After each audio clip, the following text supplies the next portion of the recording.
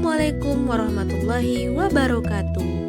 Hai teman-teman, saya Yuspita Septiana SPD, peserta Latsar CPNS Angkatan 37 Pemerintah Kabupaten Indragiri Hilir PPSDM Regional Bandung tahun 2021. Di sini, saya akan menjelaskan tentang analisis isu efektivitas kinerja individu berdasarkan tupoksi.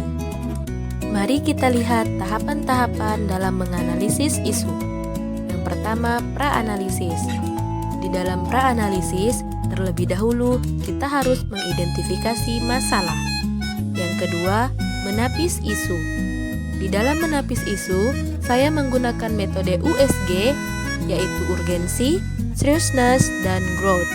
Yang ketiga, mendalami dan menganalisis isu.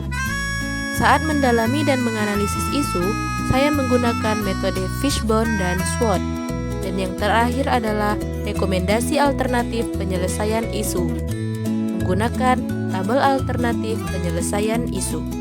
Tahap pertama, identifikasi isu. Isu yang saya angkat di sini adalah yang pertama, rendahnya partisipasi siswa dalam mengerjakan tugas. Yang kedua, kurangnya minat baca siswa. Dan yang ketiga adalah kurangnya efektivitas pembelajaran daring selama masa pandemi COVID-19.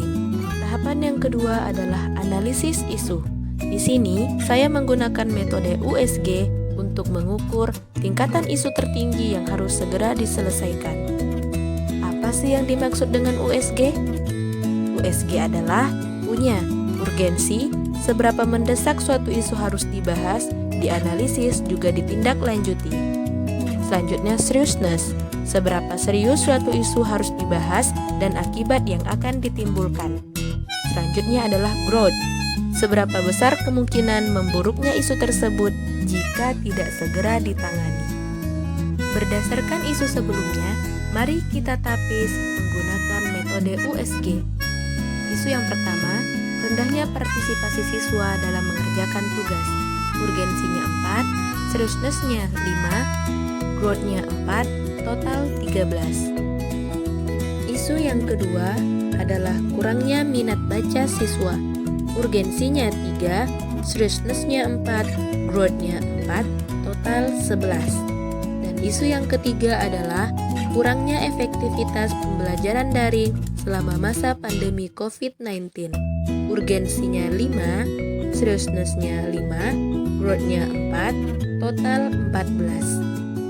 Setelah kita menganalisis menggunakan metode USG, dapat kita lihat tingkatan prioritas tertinggi adalah kurangnya efektivitas pembelajaran daring selama masa pandemi COVID-19.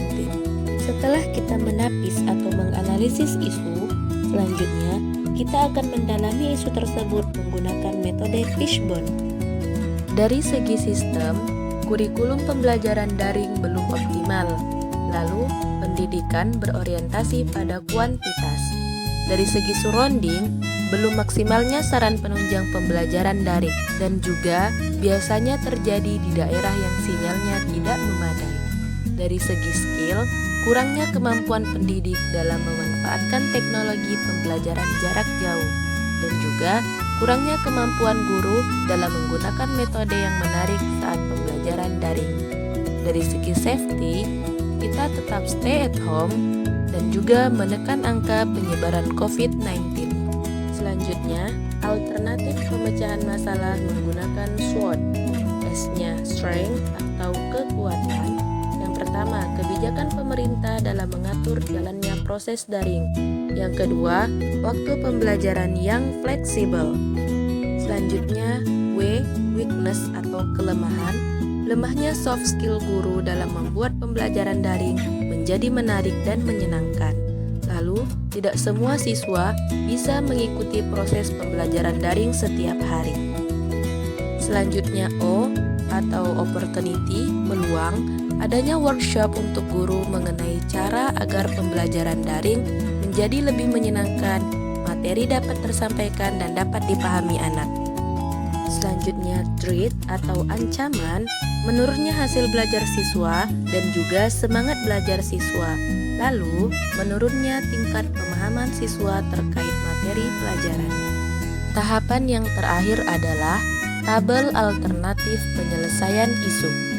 Alternatif penyelesaian, guru diharapkan membuat sebuah metode pembelajaran daring yang kreatif dan inovatif. Tahapan setiap alternatifnya, yang pertama, kepala sekolah menguji dan juga mendata sejauh mana kemampuan guru dalam memanfaatkan teknologi selama proses daring berlangsung.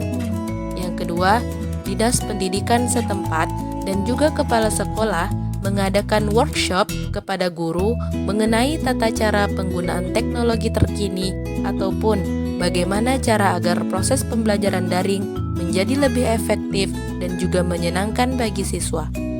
Yang ketiga, guru yang mengikuti workshop dan sudah bisa mengoperasikan dan menggunakan teknologi dengan baik bisa melakukan sharing kepada teman seprofesinya mengenai ilmu yang didapat saat workshop. Dan yang terakhir adalah guru harus memanfaatkan teknologi sehingga bisa membuat pembelajaran menjadi aktif, kreatif, dan inovatif kepada peserta didik selama proses pembelajaran daring. Hasil yang diharapkan dari setiap tahapan alternatif tadi, yang pertama adalah proses pembelajaran daring menjadi lebih efektif dan menyenangkan bagi siswa. Lalu, meningkatnya pemahaman siswa terhadap materi yang diberikan guru, dan juga meningkatnya kemampuan guru dalam memanfaatkan teknologi dengan baik. Pihak terkaitnya, dinas pendidikan, korwil, kepala sekolah, guru, siswa, dan juga orang tua atau wali murid.